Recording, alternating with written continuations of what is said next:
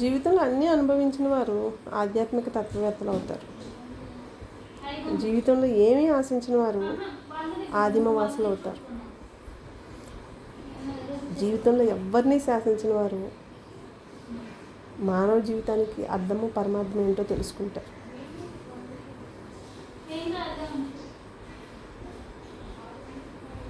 వారి జీవితంలో సగం లేదు మనకి.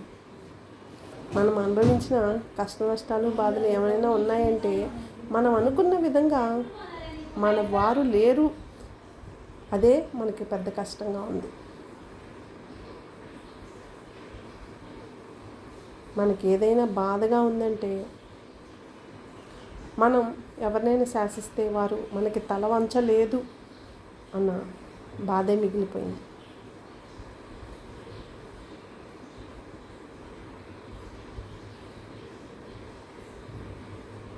మనం ఆశించింది ఏది దొరకనప్పుడు అదే మనకి జీవితంలోని ఆందోళన తెచ్చిపెట్టింది.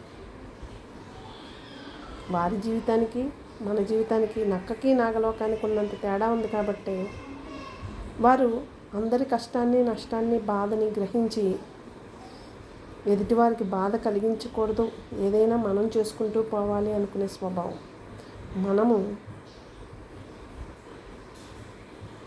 ఎదుటివారి లోపాలను ఏలెత్తి చూపడానికి, ఎదుటివారి తప్పొప్పుల్ని ఇది అని చెప్పడానికి,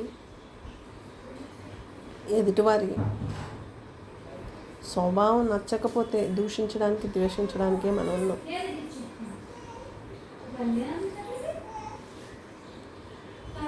ఇలాంటి వారు మళ్ళీ జన్మెత్తాలనుకోరు.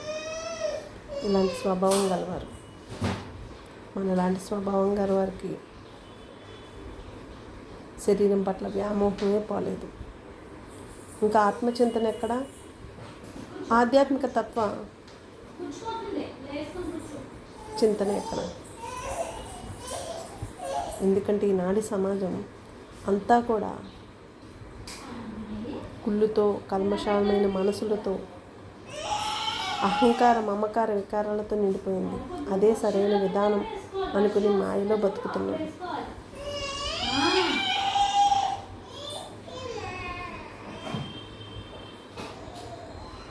కానీ దీనివల్ల ఎటువంటి ప్రయోజనం లేదు.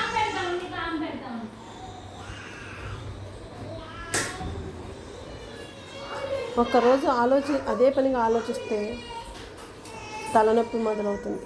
అదే 2 రోజులు అదే కష్టం కాకుండా ఇంకొక కష్టం వెళ్ళిందంటే, మనం అనుకున్నంగా జరగలేదు అంటే అది గుండె బరువుగా బాధగా మిగిలిపోతుంది. 3వ రోజు